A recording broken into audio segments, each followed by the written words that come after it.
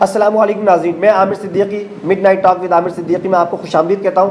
آج کا پروگرام عالمی وبا کورونا وائرس کی وجہ سے پاکستان کو درپیش مسائل۔ آپ جانتے ہیں کہ پاکستان ایک غریب ملک ہے اور پاکستان میں تقریباً 24 سے 30% لوگ سطح غربت کی لکیر سے نیچے زندگی گزار رہے ہیں۔ پاکستان جب سے کرونا وائرس کی لپیٹ میں آیا ہے تو پاکستان میں غربت کے مسائل پہلے ہی تھے بہت سارے، اور اس وبا کی وجہ سے غربت میں اضافہ ہوا ہے، کیونکہ روزانہ کی اجرت کی بنیاد پر کمانے والے لوگ بہت زیادہ متاثر ہوئے۔ تقریباً جنوری، فروری اور مارچ، اپریل اب شروع ہو چکا ہے اور پاکستان میں کرونا کی وبا اب تک اپنی پھن پھیلائی ہوئی ہے، جس کی وجہ سے بہت سارے مسائل جنم لے رہے ہیں۔ خاص طور پر وہ طبقہ جو کہ پہلے ہی غربت کی لکیر سے نیچے زندگی گزار رہا تھا، اب وہ بہت ہی زیادہ پریشانی کا شکار ہے۔ حکومتی اقدامات سندھ گورنمنٹ کی طرف سے، پنجاب گورنمنٹ کی طرف سے، پشاور بلوچستان گورنمنٹ کی طرف سے، خیبر پختونخوا گورنمنٹ کی طرف سے جس طرح کے اقدامات کیے گئے ہیں وہ تمام کے تمام پورے کوشش کی جا رہی ہے، لیکن حکومت مکمل طور سے کامیاب نہیں ہو پا رہی ہے۔ اب اس کی وجوہات اور ان مسائل کی وجوہات جاننے کے لیے آج کے پروگرام میں ہم تفصیلی ڈسکس کریں گے اس مسئلے کو کہ کس طریقے سے پاکستان ان مسائل اور ان چیلنجز سے نبر آزما ہو سکتا ہے، کیونکہ کرونا وائرس کے حوالے سے کہا جا رہا ہے کہ یہ 2-3 ماہ ابھی یہ سلسلہ جاری رہے گا، اور پاکستان کے جو معاشی مسائل ہیں وہ کس حد تک جائیں گے، اور پاکستان پر عالمی دباؤ کی جو قرضے ہیں وہ دباؤ کس طریقے سے پاکستان پر اثر انداز ہوگا۔ کیا پاکستان ان دباؤ سے نکل سکے گا؟ کیا جس طریقے سے فلاحی ادارے پاکستان میں کام کر رہے ہیں کیا وہ مکمل طور سے غربت کے اس مسئلے کو حل کر سکیں گے؟ آج کے اس پروگرام میں ہم نے دعوت دی ہے سینئر تجزیہ کار فاروق سعدی صاحب کو۔ خوش آمدید فاروق صاحب، السلام علیکم۔ وعلیکم السلام، ویلکم عامر صدیقی صاحب۔ فاروق صاحب، جیسے کہ کہا ہم نے آج کا پروگرام میں کرونا وائرس کی وجہ سے پاکستان کی مسائل کا شکار ہے، اس حوالے سے ہم نے بات کرنی ہے۔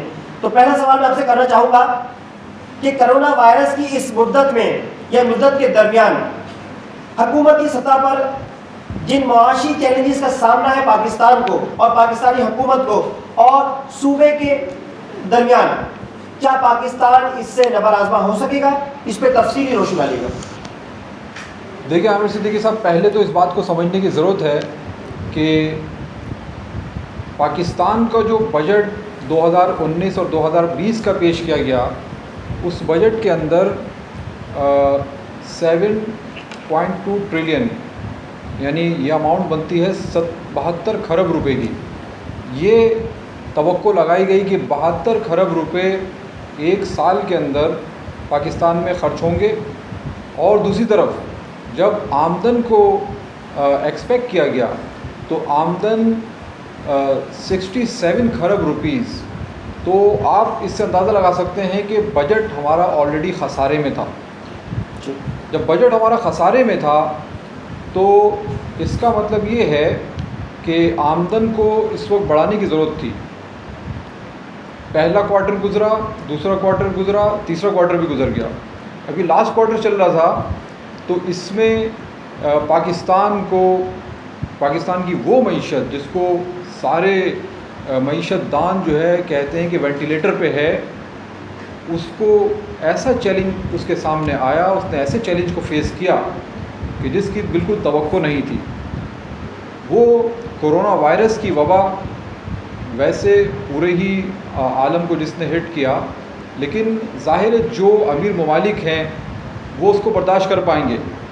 پاکستان، جیسے آپ نے اپنے انٹرو کے اندر کہا کہ پاکستان ایک غریب ملک ہے، تو غریب ملک ہونے کے ناطے کاروبار بند ہو جانا، وہ بجٹ جو پہلے ہی خسارے میں تھا اب اس کے خسارے میں مزید اضافہ ہوگا، یعنی بجٹ جو شروع میں ایکسپیکٹیشن تھی، بعد میں 30 کھرب روپے کا خسارہ، یعنی شروع میں ایکسپیکٹیشن اس سے کم کی تھی لیکن 30 کھرب روپے کا بعد میں جو ہے ماہرین معیشت نے کہا کہ 30 کھرب روپے کا خسارہ آلریڈی پاکستان فیس کر رہا ہے۔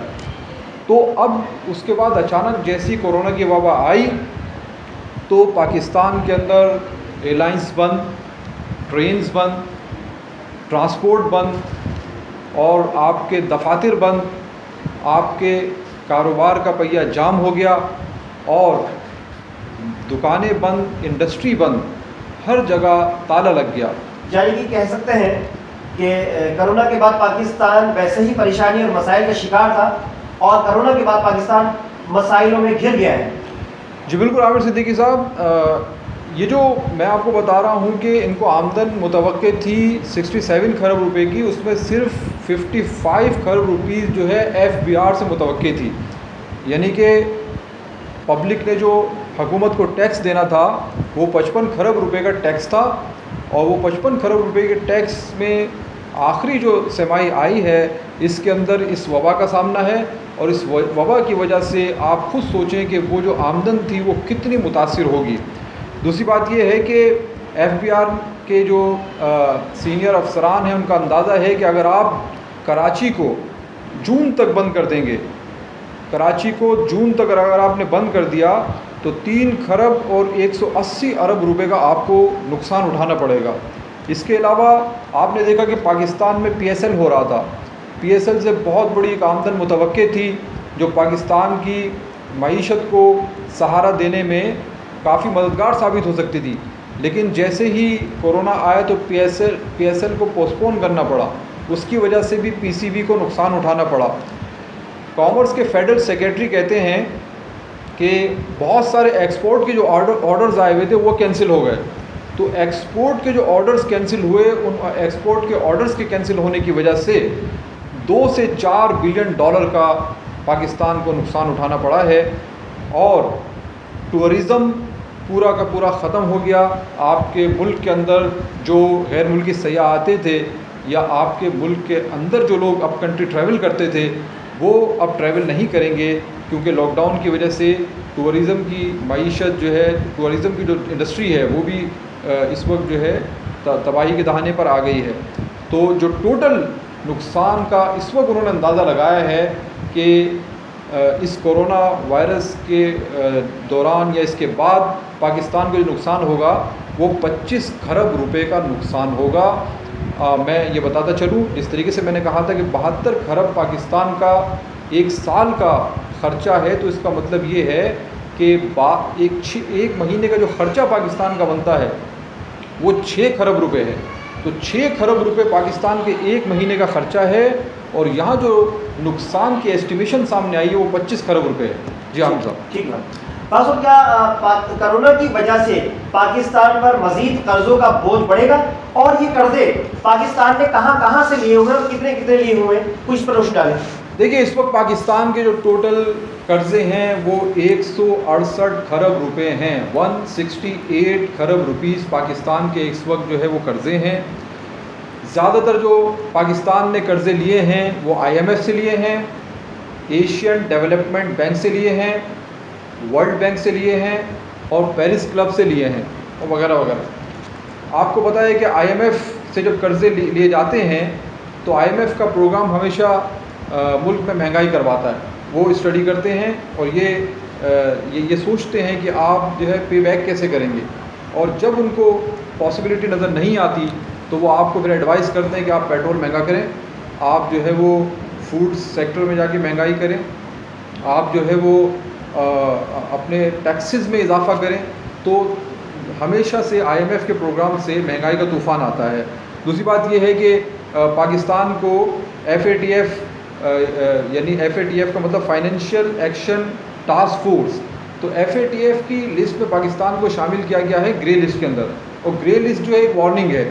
وارننگ اس چیز کی ہے کہ آپ بلیک لسٹ کے اندر بھی آ سکتے ہیں, یعنی آپ جو ہے اس کی لسٹ میں موجود ہیں. تو اس کی وجہ سے جو انویسٹر ہے وہ ڈس ہارٹیڈ ہے, اور انویسٹر جو ہے آپ کے ملک کے اندر انویسٹ نہیں کرے گا as long as you are in the list of a grey list of FATF. فرض یہ ہوتا ہے, ویسے تو FATF کا جو آپ نے حوالہ دیا, ویسے پاکستان کا نام کافی عرصے سے گرے لسٹ میں ہی چل رہا ہے جہاں تک مجھے یاد پڑتا ہے. جی جی بالکل.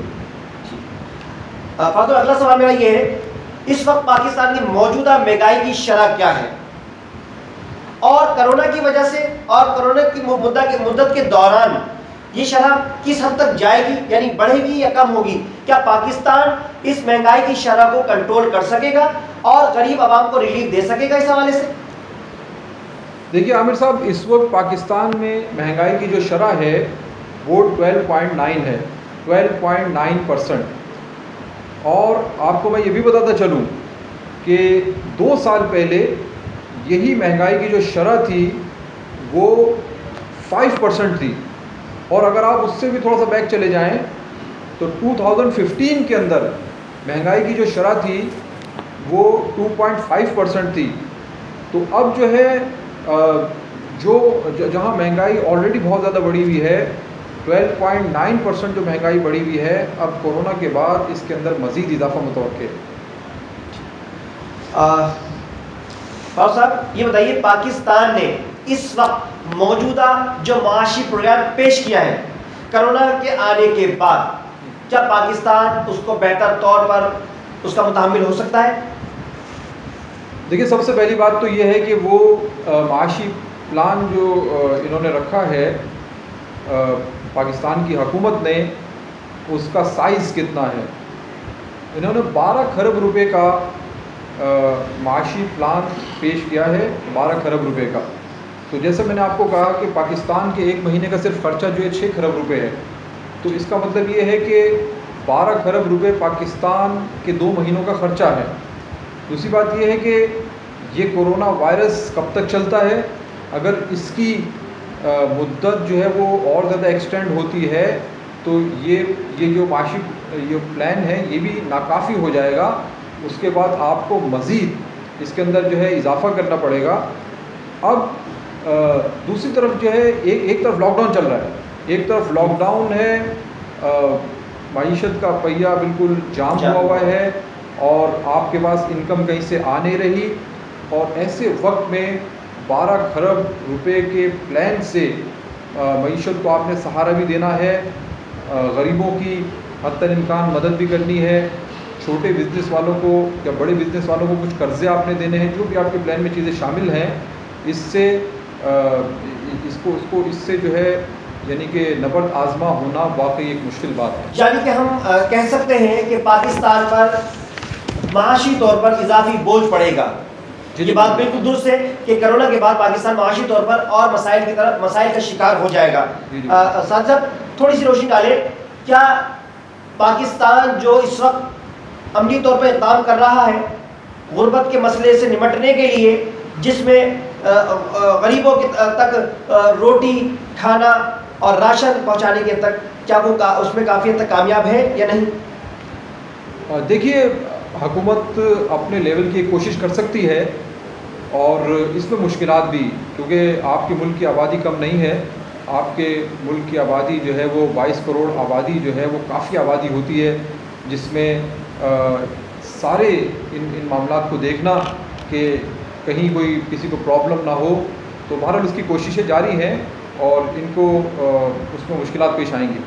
لیکن صاحب جس طرح معاشی مسائل کا شکار ہو رہا پاکستان, لیکن بیرونی امداد بھی تو پاکستان کو ملی ہے اور کچھ طرح کے معاملات ہوئے ہیں کہ پاکستان کے قرضے بھی کچھ کم کیے گئے اور رعایت دی گئی ہے. تو کیا اس سے پاکستان کو ایک بہتر ریلیف نہیں مل رہا کہ پاکستان بہتر طور پر عوام کو یا عوام تک اس کا پھل پہنچا سکے؟ جی عامر صدیقی صاحب, پاکستان کو امداد ملی ہے اور میں اس کی ڈیٹیل بتا دیتا ہوں.